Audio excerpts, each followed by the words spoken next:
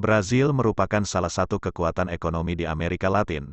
Selain keindahan alamnya, Brasil juga dikenal sebagai negara sepak bola, bahkan sepak bola dianggap agama di sana. Tapi kejahatan dan tindak kekerasan di sana dianggap tertinggi di dunia. Mari kita bahas lebih lanjut. Dalam hal jumlah absolut pembunuhan dalam satu tahun, Brasil memiliki pembunuhan terbanyak di antara negara manapun dengan jumlah total 62.318, diikuti oleh India 44.049, dan Meksiko 24.576. Namun, jika populasinya diperhitungkan, ini berarti tingkat pembunuhan yang lebih tinggi. Pada 2017, angka pembunuhan di Brasil adalah 29,53 per 100.000 penduduk. Sebaliknya, tingkat pembunuhan di India 3,22 dan Meksiko 19,26 per 100.000 orang.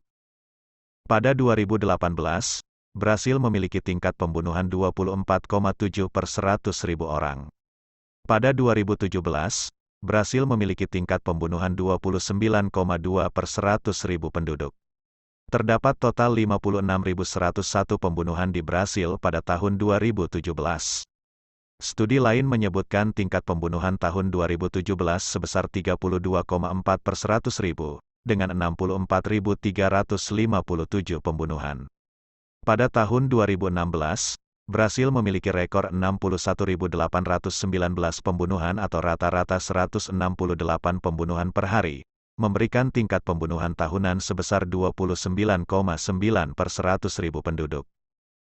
Pada 2017, Brasil memiliki rekor jumlah pembunuhan, dengan pembunuhan meningkat 3,7% dengan 63.880 pembunuhan.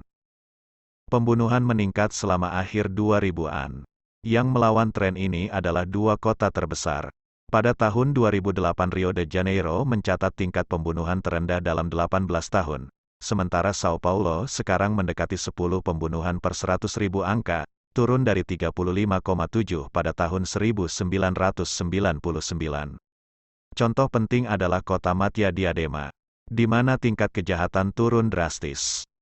Total pembunuhan mencetak rekor baru dalam 3 tahun dari 2009 hingga 2011, melampaui rekor sebelumnya yang dibuat pada 2003. 2003 masih memegang rekor pembunuhan per 100.000 di Brasil, tahun itu saja angkanya adalah 28,9. Catatan polisi mencatat angka yang jauh lebih rendah daripada Kementerian Kesehatan. 7 dari 20 kota paling kejam di dunia berada di Brasil karena meningkatnya kekerasan jalanan. Dalam urutan menurun per April tahun 2018, mereka adalah Natal, tingkat pembunuhan tertinggi keempat di seluruh dunia, Fortaleza, ke-7, Belém, ke-10, Vitória da Conquista, ke-11, Maceió, ke-14, Aracaju, ke-18, dan Feira de Santana, ke-19. Perampokan. Pembajakan mobil biasa terjadi, terutama di kota-kota besar. Penduduk lokal dan pengunjung sama-sama sering menjadi sasaran penjahat, terutama selama festival publik seperti karnaval. Pencopetan dan penjamretan tas adalah hal biasa. Pencuri beroperasi di pasar luar ruangan, hotel, dan transportasi umum. Tren kejahatan yang dikenal dengan istilah arastus, jaring, terjadi ketika banyak pelaku yang melakukan aksi bersama, secara bersamaan menjamu pejalan kaki, berjemur, pengunjung mal, dan atau penumpang kendaraan yang terjebak kemacetan. Tuduhan dan perampokan acak dapat terjadi selama acara besar, karnaval, pertandingan sepak bola, atau selama jam sibuk pantai. Penculikan. Penculikan kilat, di mana orang-orang diculik untuk menarik dana dari ATM, biasa terjadi di kota-kota besar termasuk Rio de Janeiro, Sao Paulo, Brasilia, Curitiba, Porto Alegre, Salvador dan Recife. Korupsi. Korupsi di Brasil adalah masalah sosial yang menyebar luas. Brasil mencetak 38 pada Indeks Persepsi Korupsi 2016, setara dengan India dan Bosnia dan Herzegovina, berada di peringkat 76 di antara 175 negara. Korupsi dikutip di antara banyak masalah yang memicu protes 2013 di Brasil. Penggelapan dan korupsi telah mempengaruhi pemilu Brasil selama beberapa dekade. Akan tetapi, para pemilih terus memberikan suara, Apakah karena preferensi atau kurangnya pilihan untuk kandidat yang telah dituduh, dan dalam beberapa kasus dihukum atas tuduhan korupsi. Perdagangan narkoba. Perdagangan narkoba meningkatkan porsi kejahatan yang semakin besar di Brasil. Sebanyak 27% dari semua penahanan di Brasil adalah akibat dari dakwaan perdagangan narkoba. Antara tahun 2007 dan 2012 jumlah penahanan terkait narkoba telah meningkat dari 60.000 menjadi 134.000, peningkatan 123%. Pekerjaan utama perdagangan narkoba untuk anak-anak dan remaja adalah endoladores, mengemas obat, oleiro atau fokteiro orang yang mengawasi untuk memberikan peringatan dini kepada polisi atau setiap invasi faksi narkoba musuh. Bagal narkoba, membawa narkoba ke orang lain di dalam tubuh mereka.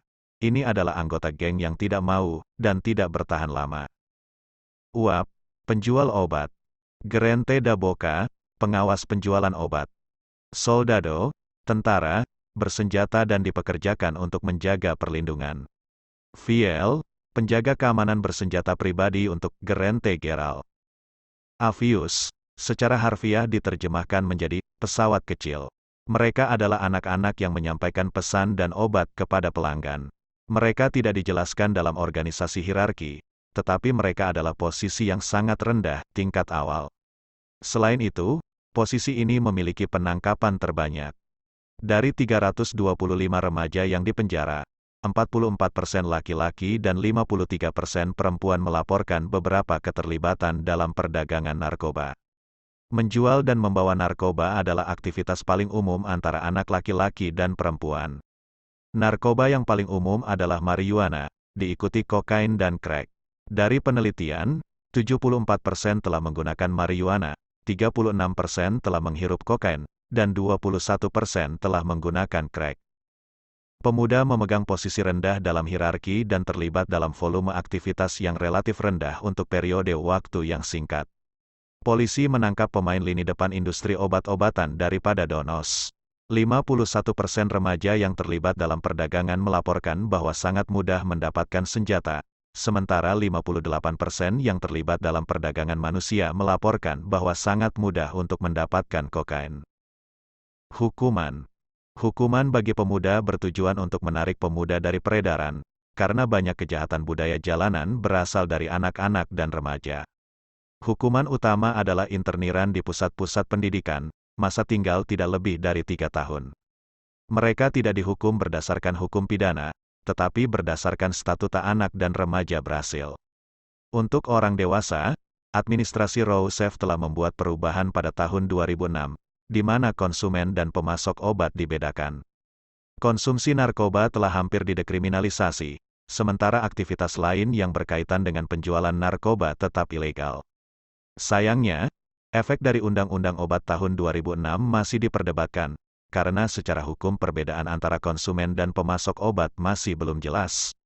Akibat dari ambiguitas ini adalah hakim memiliki tingkat diskresi yang tinggi sehingga menimbulkan hukuman yang tidak setara dan menimbulkan tuduhan putusan pengadilan yang diskriminatif. Konsumen obat menerima hukuman ringan yang bervariasi dari pendidikan mandiri wajib tentang efek obat hingga layanan masyarakat. Hukuman minimum untuk pelanggaran pemasok narkoba adalah 5-15 tahun penjara. Beberapa kritikus berpendapat untuk kategorisasi yang kurang mendasar dari penyalahguna narkoba daripada hanya 2 kategori, karena akan memungkinkan hukuman yang lebih ringan untuk pelanggaran narkoba ringan. Kritikus seperti mantan Sekjen PBB Kofi Annan dan mantan Presiden Brazil Cardoso mengusulkan untuk mundur dari pendekatan perang secara umum, dengan mengatakan pendekatan militan dapat menjadi kontraproduktif. Namun, sisi lain dari debat, dan banyak opini populer, menguraikan preferensi hukuman berat yang lebih garis keras. Bersamaan dengan sentimen reformasi di seluruh Amerika Latin, Hakim Agung Luis Roberto Barroso telah menyerukan legalisasi narkoba, dimulai dengan dekriminalisasi marijuana, dan jika berhasil, diikuti dengan dekriminalisasi kokain. Argumennya untuk legalisasi berkisar pada kegagalan pendekatan perang saat ini, potensi penghematan untuk sistem penjara, penegakan hukum dan peradilan. Selain itu, ini akan membantu mencegah masalah penahanan massal Brasil saat ini, yang menyalurkan pemuda ke dalam keanggotaan geng.